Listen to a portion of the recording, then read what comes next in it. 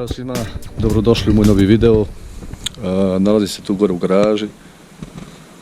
Pošto je sve završeno, sad ćemo malo garažu raditi, malo tu oko auta, pripremati, raditi malo tuđe aute neke, da se može i zaraditi, da se može kupiti neki dio za Nissana za sljedeću sezonu. Sad je tema ovog videa danas nešto posebno, nešto što malo ljudi zna i ja sam tek saznao sad dole u Omišu kad sam bio. Radi se o retrovizorima koji su na mom autu trenutno.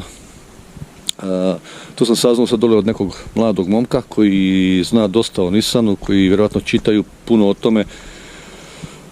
Da su retrovizori na Nissanu bili, u stvari tu su još. Retrovizori su marke Ganador, proizvođeni vjerojatno tamo nekad prije 15 godina i tada je proizvodnja stala i nema se još nigdje za kupiti. Nema se kupiti nigdje novih, a i ovo što ima polovnih ljudi ne daju jer su stvarno super izgledaju na autu i zbog toga mi cijena toliko raste. Gledao sam sad trenutno, u biti rekao mi taj lik da košta oko 3000 eura. To su najskuplji retrovizori vjerovatno na svijetu koji postoje. Baš sam malo gledao tu po njemačkom eBayu, može se naći samo 1-2 para, možda maksimalno, i to ništa nema za Nissana S13, S14, nego su većinom za Mitsubishi Evo, za neke Toyote i tako neka japanska auta. Retrovizori su japanski, sad ne znam koja je razlika, da li za lijevi volan, za desni volan, vjerojatno se oba mogu naštimati po vozaču, zavisi gdje sjedi. Ali kao što sam rekao, znači oni se više uzimaju zbog toga što su toliko rijetki i što i ne može svako na svoj auto staviti. Ako je uspijem prodati za tu cijenu oko 3000 eura, od 2 do 3, vidjet ćemo koliko će ljudi nuditi. Onda ću uzeti prednji ovijest Weissweb i to ćemo smontirati, sa auto bolje vozi. Još možda nekih dijelova koji budemo mogli za te pare uzeti. Sad sam ja provesti paku, nešto skinemo. Znači to je to, stvarno dobro izgledaju, mogu se preklapati, vidi se unutra kabel. S ove strane izgledaju ovako. I vjerovatno će biti dosta zainteresovanih luđaka koji bi dali toliku cijenu da ima nešto posebno. Vozač je isto, znači bez ogrebotne ikakve, bez ikakvih pukotina, bez ničeg. Isto se preklapa na sve strane.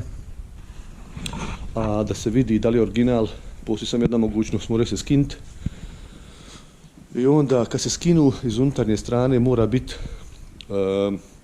štembilj od Ganadorsa, kao neko G i D slovo i serijski broj. Hajde sad da to lagano skinemo pa ćemo vidjeti da li je to ili nije to. Tog štembilja,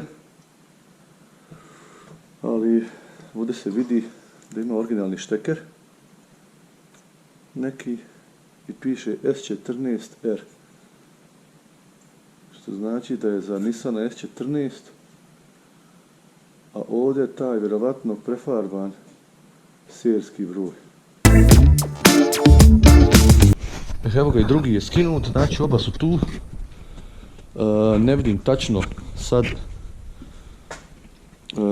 mora biti znači tu neki, mora biti štembilj Ganadors i ovdje ima naljepnica koja je prefarbana, vjerovatno je to kad su ga montirali, da su ga cijelog ofarbali u boju i da je samo prefarban taj serijski broj.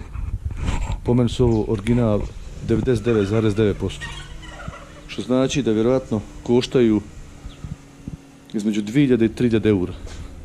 Razređivač malo krpici, pa ćemo probati to da malo skinemo tu farbu. Mada je ofarbano, ima 10 godina, 15, 20, vidimo će to ići.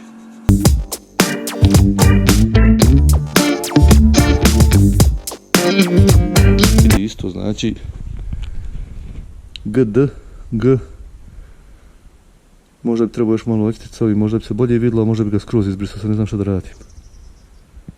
Uglavnom piše S14R. Eto. Ništa, tako ljude znate da imam velike sreće što se tiče tog auta.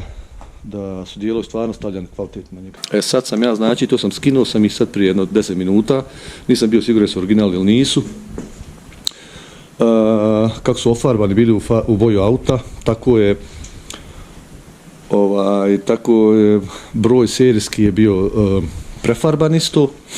Uzeo sam razređivač, lagano skinuo farbu, ispostavilo se da su original, vidi se malo slabije, piše GD, G 001 i ne vidim dalje.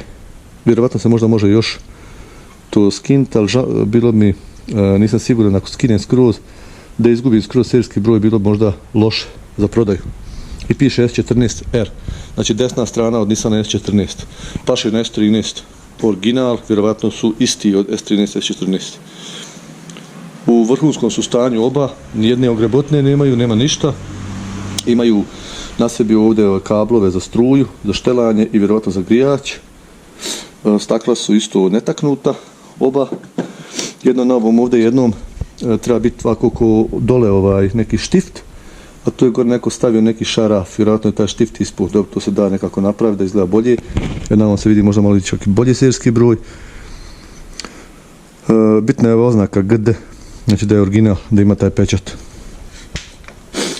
Da, stajali su na autu, sad auto je malo šulavo, bez retrovizora,